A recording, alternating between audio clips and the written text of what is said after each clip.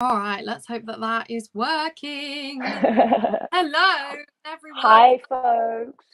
We are so late, and it is all my fault because I was having many difficulties with StreamYard. I have the worst luck with streaming stuff. I can never actually manage to do any of it. It's so annoying. But thank you so much to everyone who is actually waiting and who's also watching now. So hello, everyone, and welcome. If you are not familiar with Tazmyn, the beautiful, gorgeous, why don't you introduce yourself? Hi. So for starters, apologies, I'm doing my skincare. This is my last step, but I was like, I better jump on the thingy so that Lydia knows that I'm there. I'm Tazmyn from Two Books and Tazmyn, and I like books. And Lydia and I met through TikTok last year, and now we're besties. We are book besties, and we have been doing this very fun Graceling. Is it the Graceling Realm? Is that actually the series title? Yeah.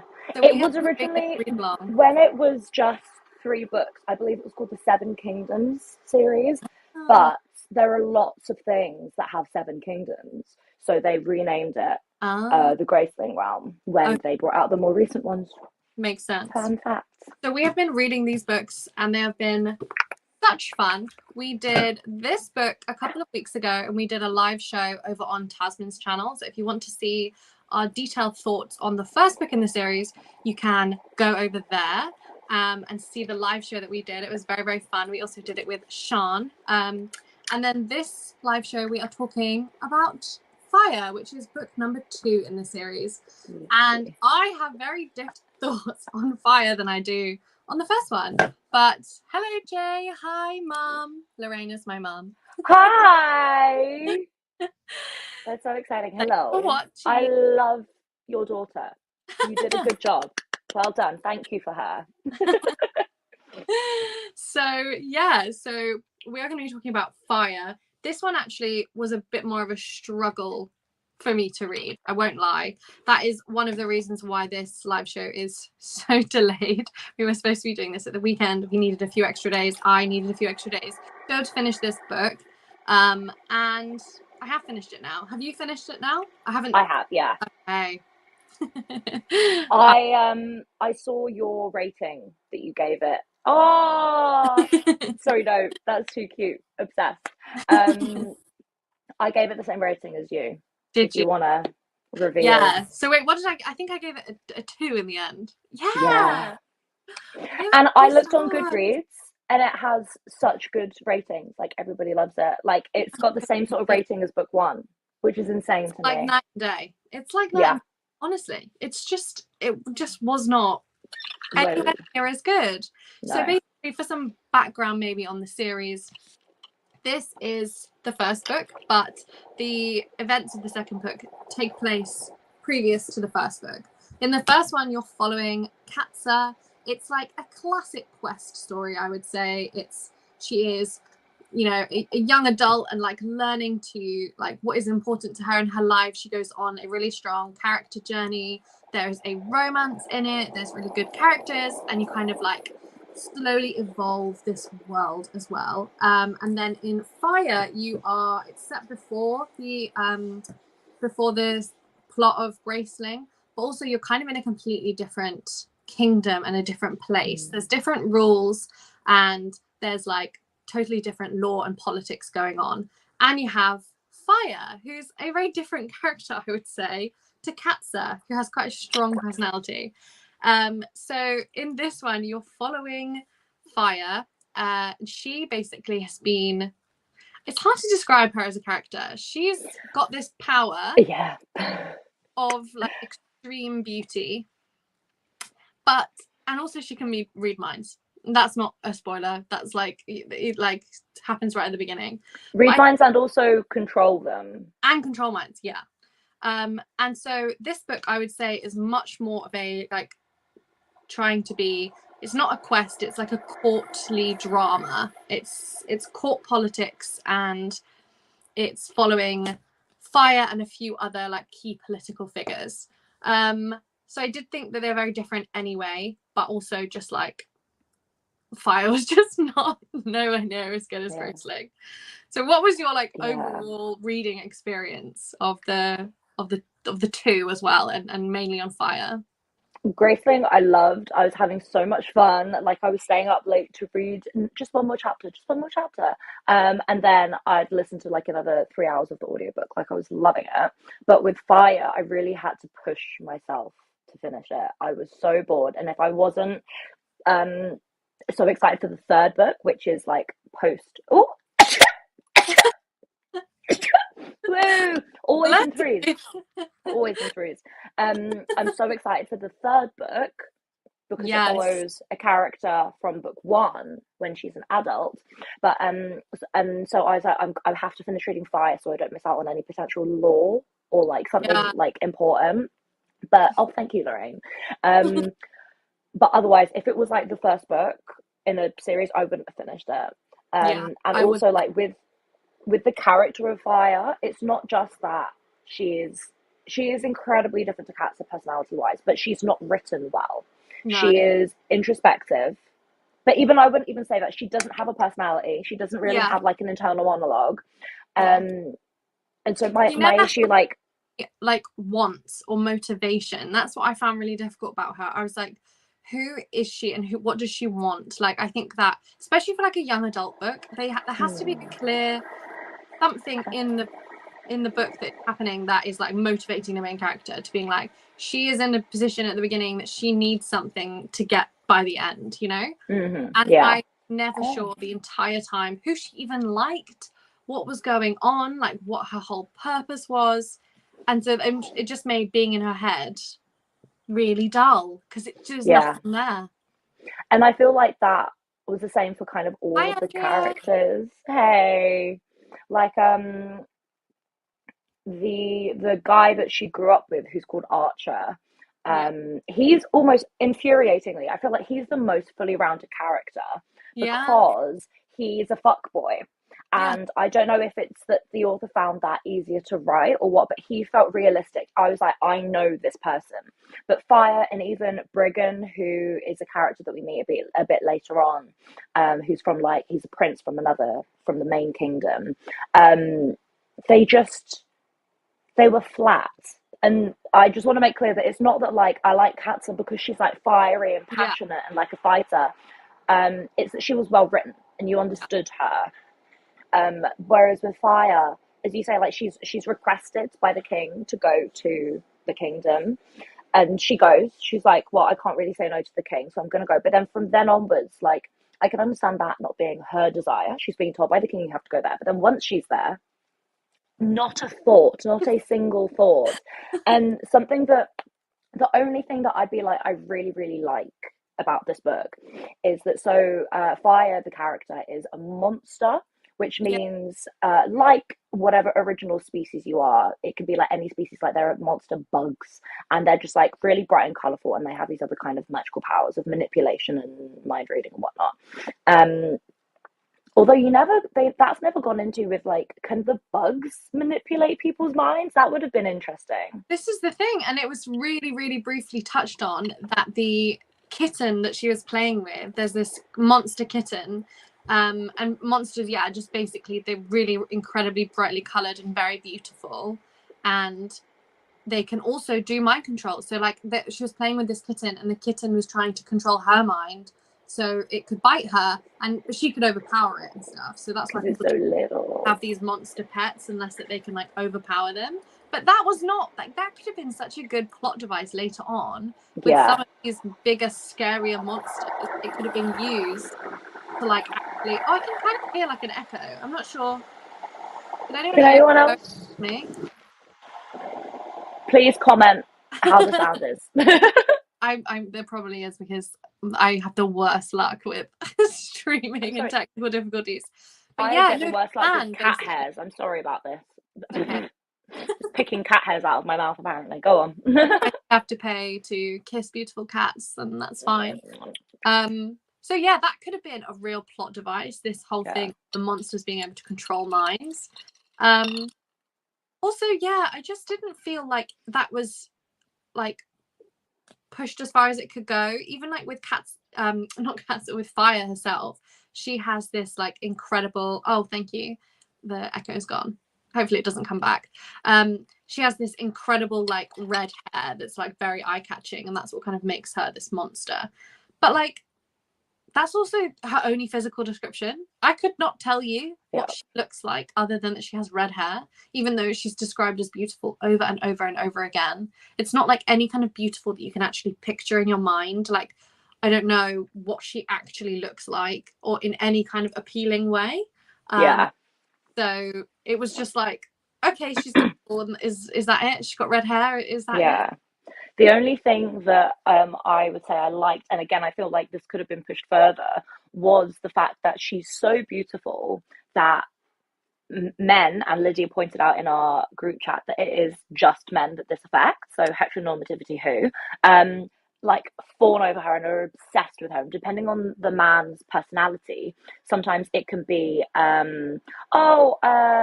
really want to be near you, and I love you, and I want to date you. Yes. But then with some other men, it makes them violent and aggressive. So it's just kind of like takes your original personality and makes it way more extreme because you're so in love with her. And I found that interesting because in some instances it brought up really interesting ideas about consent and also sexual assault. And you can take those instances with fire as kind of like extreme metaphors for what happens in real life, and not even extreme metaphors in some instances, just people. But again, I feel like the rest of the book, the rest of the world wasn't grounded enough for that to be as impactful as it should have been. Like if that was intentional as a metaphor, as like a moral or whatever, it didn't quite land. Yeah. I completely agree.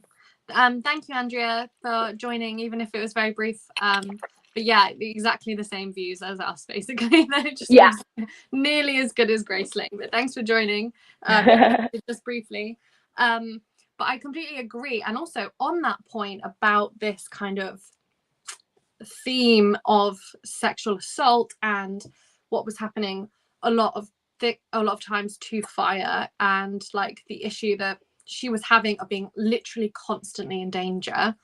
I do feel like actually there was not enough consequences for a lot of the characters in this book, like especially one of the later characters. So basically, also one of my other problems is that a lot of the characters are introduced really late. Like you only know them really, really far on in the story, and then you don't care enough. And also some of them had a really quick turnaround in terms of like the way they were treating Fire. I'm thinking of the king in particular. Was literally terrible, like so bad. And then by the end, like they have this entire redemption, and it's like, oh, it's like this brother-sister relationship. And I'm like, okay, what? And also with Archer, like there's a whole nother thing going on with Archer as well. Like I do feel like he was one of the most interesting characters, like you said, because he at least was fleshed out. Like he had this kind of like really jealous side. He was self-aware, but you could kind of see where he was coming from and like all of this stuff. So I could see really where he came across, but also he kind of got away with quite a lot in the story as well. Like I feel like it just didn't go quite as far enough in terms of like this commentary, which I feel like was really like prevalent in the whole story about how much danger she was always in from these men in her life. Yeah, you're so right, because especially if I feel like it was intentional to try and give some sort of hot take on sexual assault, but then it's almost saying that the King Nash, and I have two friends actually with that surname, so that's been a bit fun for me in my head. But yeah, he goes from, as soon as he sees Fire, he cannot stop touching her. Like he is assaulting her and needs to be physically pulled away from her and thrown out of the room and have the room locked. And then because he learns to close his mind off to her, he's then not a baddie anymore. But yeah, I feel like there should have been consequences, because it's quite explicitly clear that it is just an exaggeration of your initial personality. So if he, like, there was another person who when Fire is interrogating someone for like trying to find something political out of them, she says that she's actually so scared of this man that she might recommend him not to be allowed to be released, because he's clearly not just a danger to her, but to all women. Yeah. And if you take that and copy and paste it onto all of the men who have behaved badly towards Five, then that should absolutely apply to Nash as well. Yeah. But no, he has a few lessons on like how to control his brain. It's basically saying that like sexual assault is the default. Yeah. And you need to like do better. Like obviously if you have those tendencies, you do need to do better and you do need to fix your mind. But it's not just, oh, once you know not to assault people, everything's fine, well done, you get a big round of applause. Like you should be in trouble, I think. Yeah.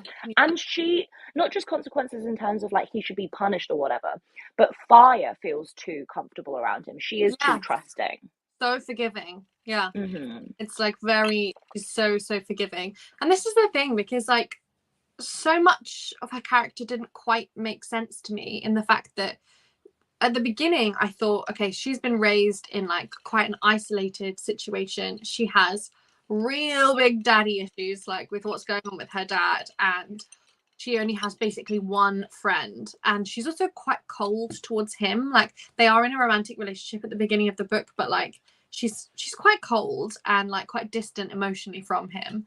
And then a lot of like she doesn't really do much. She kind of like wants to go out walking in the woods all the time, but she just like constantly puts herself in danger. And then later on, she's like so trusting and forgiving, and like so quick to make really, really deep bonds with so many people in a court where she doesn't know anyone and should be really self-protective, like of like her emotions and what she's doing, because she is being used. Like she knows she is. They've asked her to come here so that they can use her powers, and so like she's actually being used by them, but then is very quick to be like so open and so forgiving, and like very kind of passive as well with their relationships with them. So I was like, where's this kind of cold-hearted, like emotionally distant person gone, when now you're just like, oh, you're like, you said one nice thing to me and now you're my family, you know?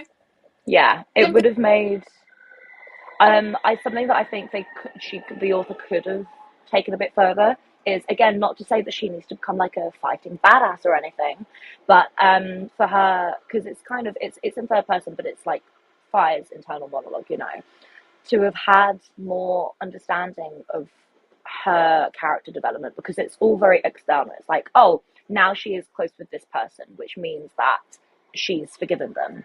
Whereas it would have been more interesting to hear why and how, and like how she's feeling about them all. And apparently she just doesn't have any feelings. But I like that at first she's like, I'm not going to use my powers for you, because she's always known, because her father was also a monster and had the same like awful powers of manipulation and stuff. And he did everything bad that you could possibly do with these powers. She saw him and was like, I'm never going to do that. I'm only going to use my powers in self-defense, i.e. if there's a creepy guy coming up to me, I'm going to do something to keep him away. But when she's summoned to the court, she's like, I will not interrogate prisoners for you. I'm not going to do anything like that. But then she realizes that actually it is kind of like for the greater good, because if she's able to, without harming these people, like physically or anything, because otherwise they're use literal torture on them to try and get information out of them, she might be able to help prevent a war and help prevent deaths of soldiers in the future. And I thought that was a really, really amazing thing for someone so young to kind of come to terms with, because it's not necessarily good. It's very much like potentially the lesser of two evils, because people are being hurt one way or another. And I don't feel like that was utilized enough in terms of getting to know Fire, because she makes this shift. And then what? Oh, it's infuriating, because as you said with book one, every character was so vivid and so alive, and it just feels like this was a poor fan fiction of the original book's world. Someone read Graceling and was like, oh, let me expand upon this, but it's a completely different writer with completely different levels of ability. It was so bizarre. This is the thing, because what was so strong about the first book is the characters, and that's why I rated it so highly, even though like we both had some issues with the plot, especially like kind of the ending. Here for the drama. We had like lots of issues with the plot and how the plot specifically was kind of like concluded and the stakes, but the characters were so strong and were so good. But then in Fire, it's like the plot, like because of the characters don't stand up on their own either, the plot even then is just so much more obvious of how bad it is as well. Yes. This plot, what was it? Like, who cared? Yes, the war, this supposed war. The war, like this random civil war that we only meet the like players of right at the end, and we don't care about them at all. Yeah. And like she is never, I mean, I'm not saying you have to be on the front lines of this war or anything, but you need to be able to have this kind of like battle planning, this like political like machinations, like whatever is going on, and like, oh, these people want this and they're working together, and then like, and there was kind of some of that, but it was just like so like rapidly done as well. It was like, oh my god, they're working together, but I'm like, okay, but I don't know why or who they are, why I should care that then they are working together, or like they're, you know, like having this alliance, or like we're going to war on this battlefront, and like I just could not bring myself to care about this plot and about this war and also about this kingdom that like we're not even in. It would be a different thing if Fire was born at this court and she had to live this kind of very secluded life because of her powers or something, and because she's so beautiful she has to like seclude herself, and like and then suddenly like they really need her help and she's introduced then, and I think we just have so much more grounding of what was going on. You're so right. These characters are, whereas because she was so separate, and like we kind of built up this town that she's living in, and then we just leave it and never go back as well. I just was like, I don't care if you want to do court politics, get me on the court like straight away. Like I need to know who people are, you know. Yeah, you're so right. Like she didn't need to have been from that other town. That didn't add anything at all. Yeah. I just had a thought and then it disappeared forever. So that's fun. It'll come back. It will. I did want to ask that. Oh, go on. Sorry. Just about, because it's supposed to be romantic fantasy as well. So, what is your views on the romance in it? I thought that was potentially one of the best parts of it, and that is saying it as like the best of a bad bunch. Like I don't feel like it was done well. I really liked how Fire and Archer, they grew up together, and then they kind of like became lovers when they were teenagers. But she's like, no, I don't love you, like we just have sex and like I care about you, but that's it. And then he still goes around like sleeping with other people, and they still have like a good bond between them despite that. I really liked that, how it was just normal and understood that this open relationship. And then later on, the actual love interest of the book, I feel like I really like the kind of the pining as they gradually start to realize how they feel about each other. But then it went from 0 to 60 like that. And suddenly they go from like tiptoeing around each other and like sitting up at night and looking at the stars and talking about their childhoods, to suddenly being like, I love you, and not being able to take their hands off of each other. And it becomes like just unspoken. It's like unspokenly known that they are going to live together. They're going to spend the rest of their lives together. I'm like, where did this conversation happen? How did Fire was like, I'm never going to get married, and then she's like, you. And also what makes me feel a bit uncomfortable is that, at least with in the first one, I can't remember exactly how old Katza is. She's like 16 or 17, and Poe is explicitly stated to only be 1 or 2 years older than her. So it's like 18 and 20 max. But in this one, she was 15 when she started sleeping with Archer, and I'm pretty sure he's 5 years older, so already 15 and 20. And then Briggan, I think, is also maybe 5 years older too, and she's 17 when they meet. Ooh. And I just, she's a teenager, she's a child, she's a literal child, and because of the way that she has been treated and has had to move through the world because of her abilities, she is going to be even more traumatized and need even more therapy than the average 17-18 year old, because it spans a couple years. And they're like, let's just this random man. I'm like, this is a child. This is an actual child. And especially because Briggan is like, they do, on the page, they seem to work well together. But if like you take a step back and look at it in terms of where they are in life, he is a single dad to like a 6 or 7 or 8-year-old child. Fire is I'm the general of an army. I'm the general of a fucking army. And it really feels like he is grooming her. It's a bit gross, yeah. It makes me so uncomfortable. Like, if you were to take away the age, if they were the same age, then it would be cute. But especially, like, because this was written such a long time ago, and it's quite unfortunate about how this is relevant. It will come back. But have you seen on like TikTok and Instagram or whatever, people are talking about how their grandparents met, and been like, oh, grandma, how did you meet granddad, who's the love of your life? And people are finding out these horrific tales of abuse and assault, but because of the lack of understanding of like bodily autonomy and stuff 60 years ago or however long ago, in a lot of these stories it's been like, oh, I was 14 and your granddad was 20 and he'd like pick me up after school every single day, and then as soon as I was 16 we got married, and then we had a child the very next year. We're so in love. And it very and now the grandkid is like, oh my god, blink twice if you need help. But so I feel like that's kind of applicable to this almost, because even though it was only written 10-15 years ago, something like that, I feel like the lack of awareness of what it means to be a teenager, supposedly in a relationship with an older person, like that wasn't even much thought. So like maybe if it was written now, they would have been written as the same age, or that is something that could have been a point of discussion in the book. Like, I love an age gap romance, but not with teenagers. No. Oh, yeah. At least the youngest has to be at least 25, at least, and then you can go up. But under that, your brain needs to be fully developed. Agreed. Yeah.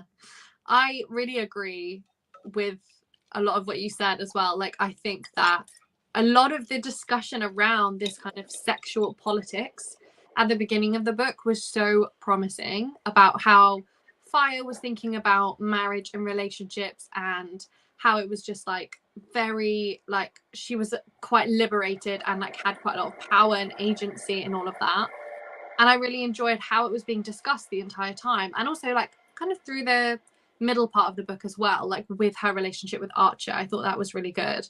And then I just didn't get enough with her and Brigand at the end. Like 100%, it was way too fast. It was literally 0 to 60. It was insane, because I just don't love that. I love a slow burn. I love a pine. I love them pining for each other, and I love angst. And so it would have never been my favorite romance anyway. But also, I feel like we should have had some kind of explanation from Brigand himself of like why he's not like almost hypnotized by her, like so many other people are, and like why she trusts that he loves her for her, not just the way that she looks, because she has this issue all the time with other people. She knows her effect on people. And she knows that she has this great relationship with Archer because they grew up together, and he really does deeply know her despite all of his faults. Whereas like with, you know, the king, like King Nash, she was so sure to be like, of course he doesn't love me, he's just like obsessed with the outside of me.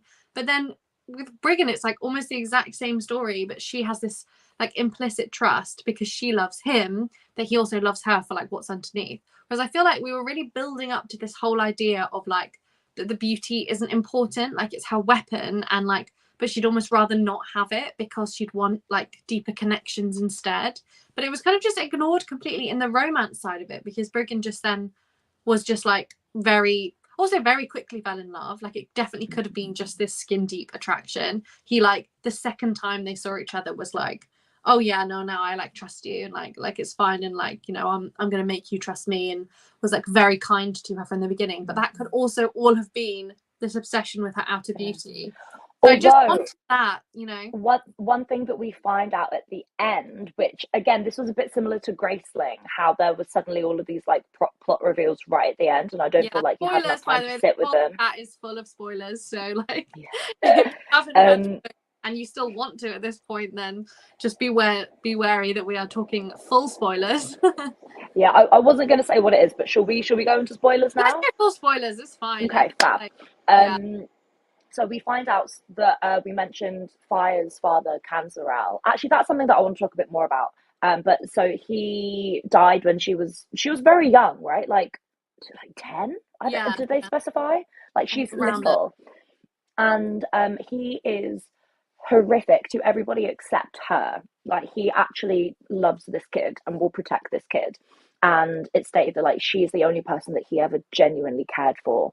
Not even like her mother, anybody else. He would just use and abuse and like torture anyone however he wants to. And he dies by suicide. And then it's revealed right at the end, actually, he didn't die by suicide.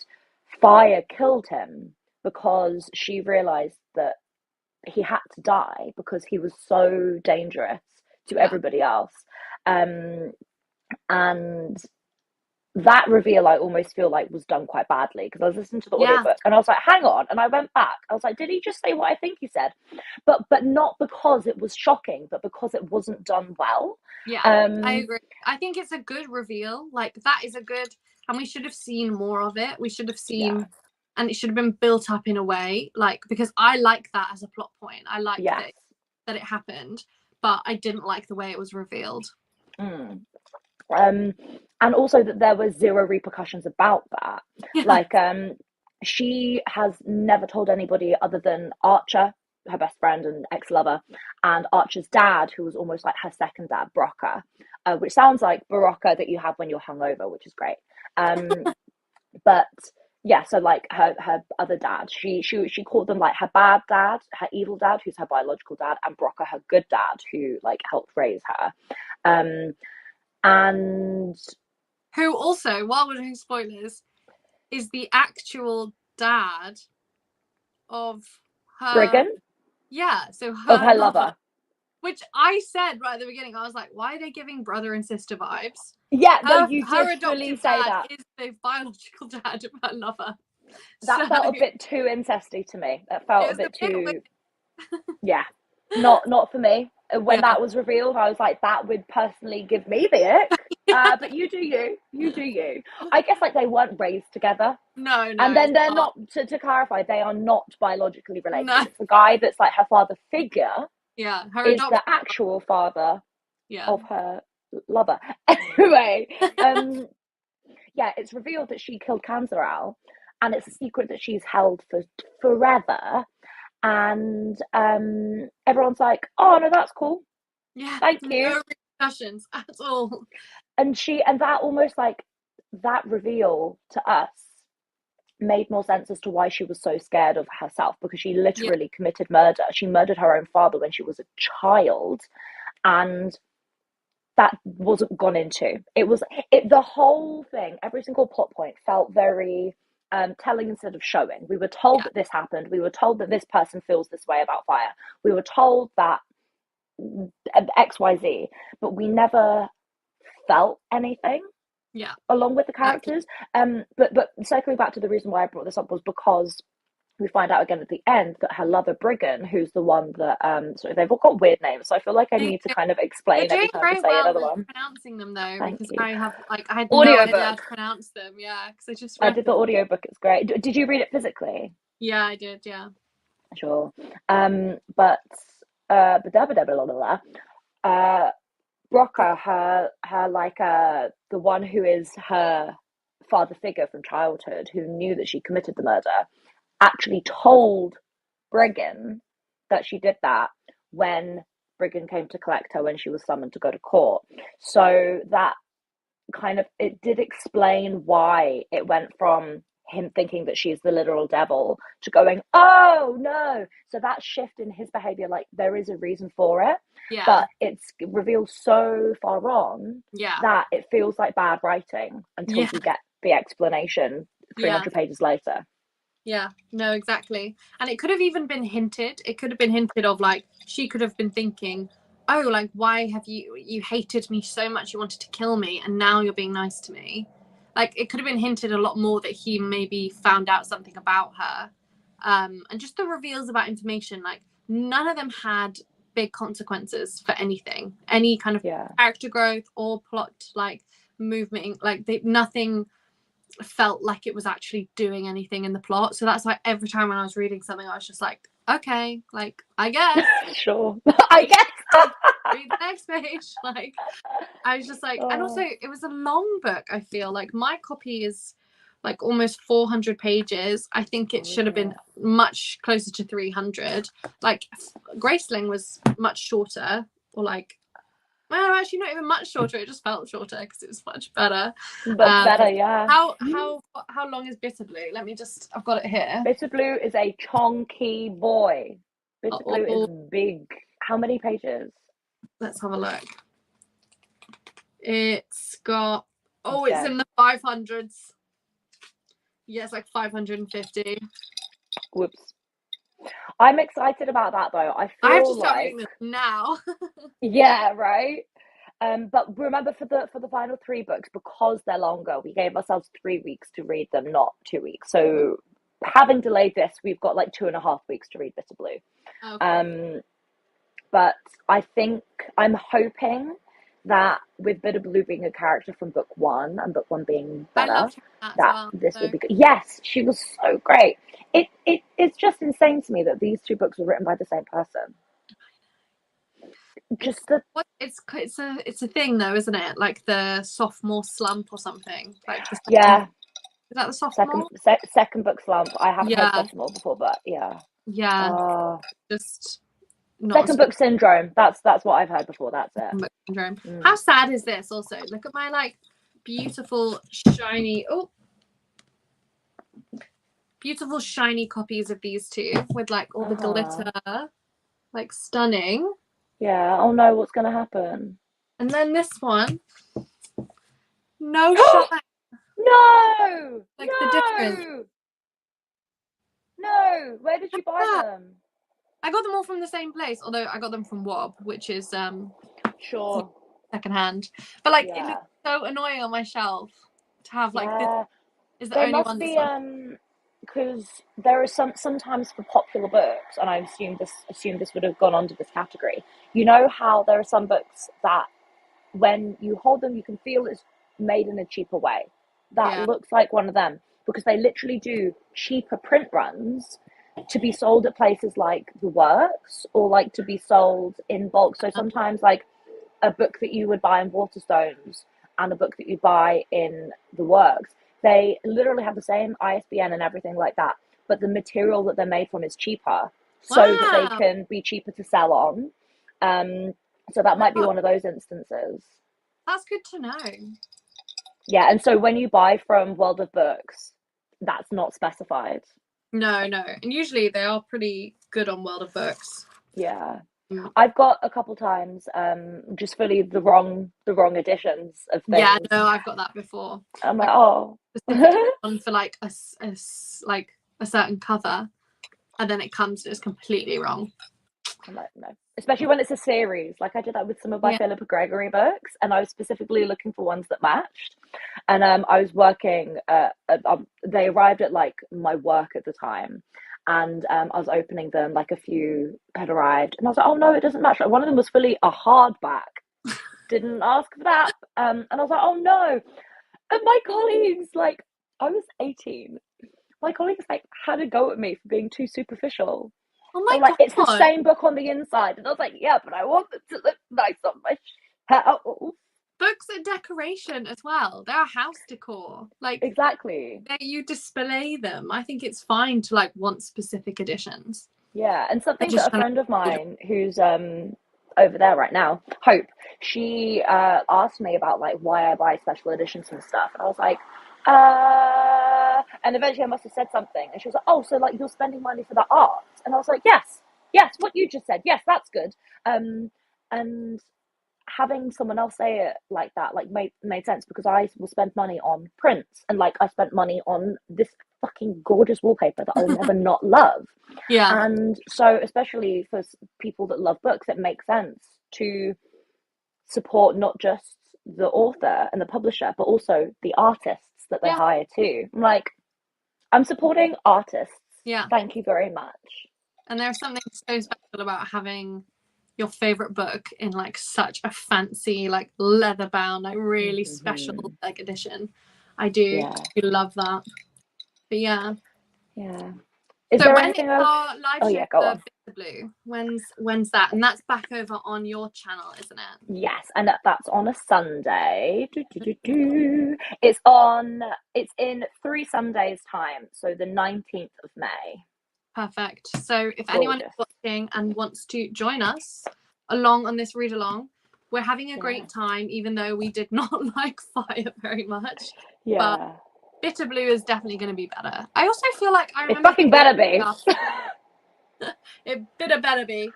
I feel like I remember stuff about it when it came out that people were talking about this being their favorite one, or maybe I've just like said that with hope. I wonder what the story is going to be about, you know, like I know nothing. We're back in the same kingdom. It's going to all look different. I guess we're in Monsey, you know, where she's the queen, the king. One more complaint about Fire. Please.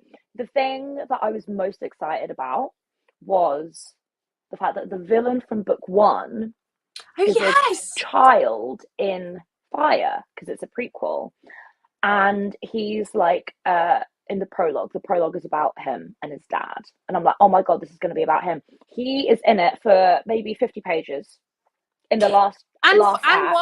Why and for why he didn't add anything at all. And what was infuriating was like that was almost the bit that I enjoyed the most, because it was to do with book 1, whereas everything that was just new in book 2, so flat. No, I really liked the prologue as well. We could have built on that and like so misleading a kind of parallel story as well. He could have been showing up in all these different scenes and situations, and like Fire wouldn't have known who he is as well, whereas it was just like the way he did get involved in the plot was just like, why? It was really they did say like there are characters who appeared with kind of like blank minds throughout the book, which is something that we know from book 1 that he is capable of doing, but that's it. These people kept on appearing with these blank minds, and we know that that's the case because Fire can read minds. So she's the one that's able to tell who has almost like been wiped. But we as the reader know that is him, Black, the whole time. Yeah. But it has zero impact on the story. And then when it finally is revealed, like we knew.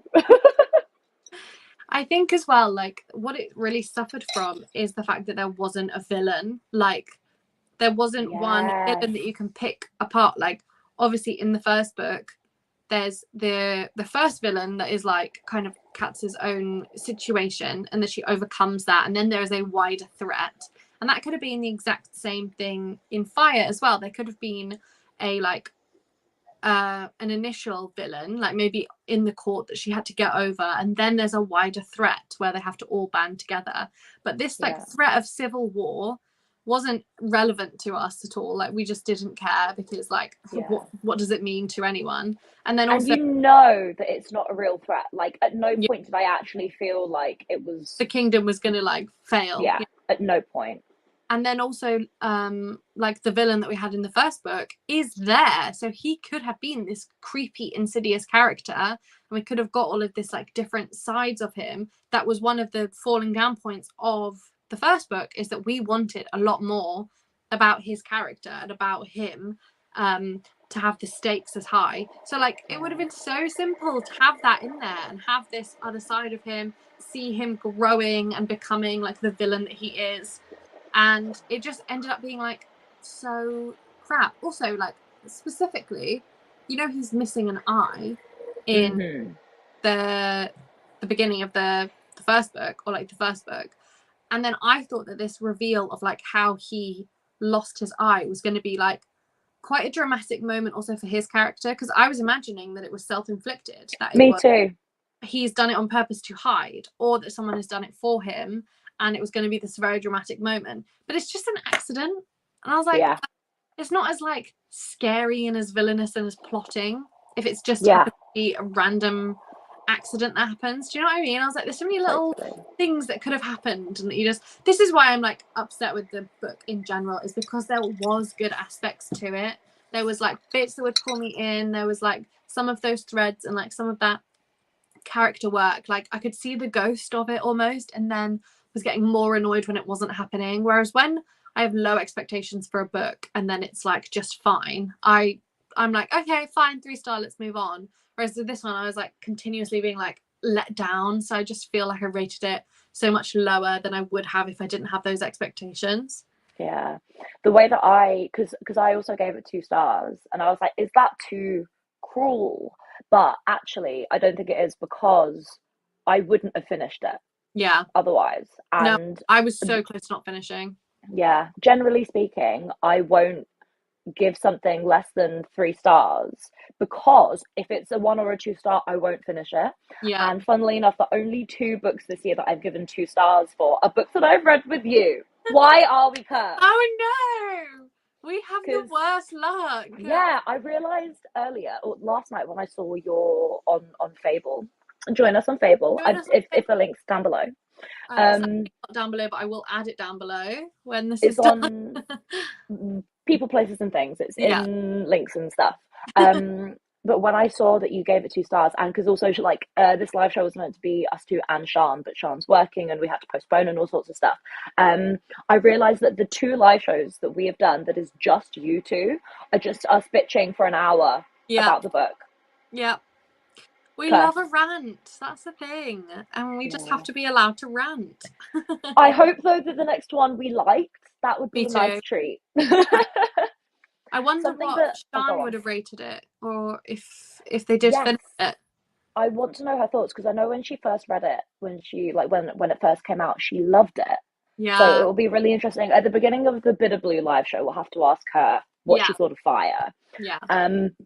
Something that I'm really excited about for Bitter Blue, I just realised, is that the villain from book 1, who was a child in this one in book 2, is the dad of Bitter Blue.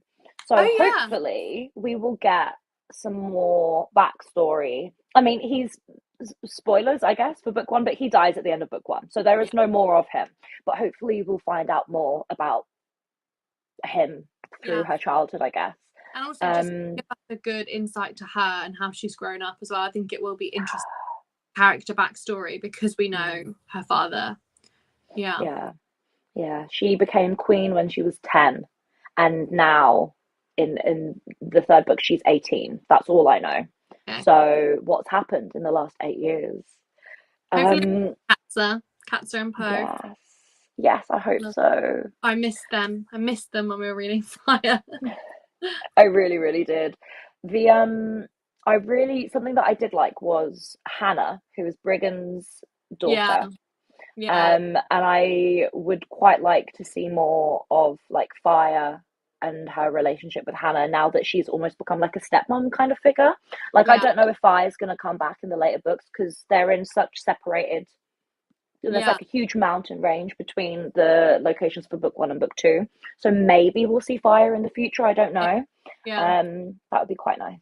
It would be good. I imagine she'd be a good stepmom, because something that I also, again, it's really interesting in terms of like the relationship with Fire and her own body, and like her experience with womanhood and stuff. She sees being a monster as a bad thing. And because of that, she's always known that she never wants to have her own biological children. And so becoming almost like a step parent to Hannah, but she's always wanted to be a mother, but feels like she shouldn't have kids. And so then she gets I feel like a step we could have kid. gone a lot deeper with that too. It's such an interesting point. And she goes to like very drastic lengths as well to make sure that she never becomes a mother. And it's like quite heartbreaking, and parts of it are really touching, because it's so against what she really wants, but she knows to be right. And that I think would have been a really emotional, kind of like where you really know her as a character then. But yeah, sorry, carry on what you were saying. Yeah, no, that's it. It was just that I feel like that could have been Yeah. explored more, and it Yeah. wasn't. Yeah. So that's why it is nice. I did like that with Hannah, actually. Her relationship with Hannah is really nice. Yeah. But yeah. All right, maybe we should wrap it up because we started late, but we have been talking for a good old 50 minutes. Hell this yeah. has been a lovely ranting session. Thank you so much for ranting with me. I love to rant with you. Thank you. But we are gonna have better luck with Bitter Blue. So yes, we are. Fire, it's over. Bitter Blue is coming in now. And I need to get reading this because it's a big chunky one. Big. And we'll be doing the live show very, very soon over on Tazmyn's channel, which should be linked somewhere. It will be. Later, it will be. If you're watching this live, it's not, because I'm having so many issues with StreamYard. But yeah, thank you so much for doing this live with me. And thank you for having me. Of course. And thank you everyone for watching. Yes, thank you so much everyone for watching. And apologies again for being delayed and late for this live. But it's been absolutely lovely chatting to you, everyone. So thank you for watching. And we will see you in 3 weeks or 2.5 weeks for the next live. Woo, woo, woo, woo. Bye. Bye. Bye. Bye. Bye.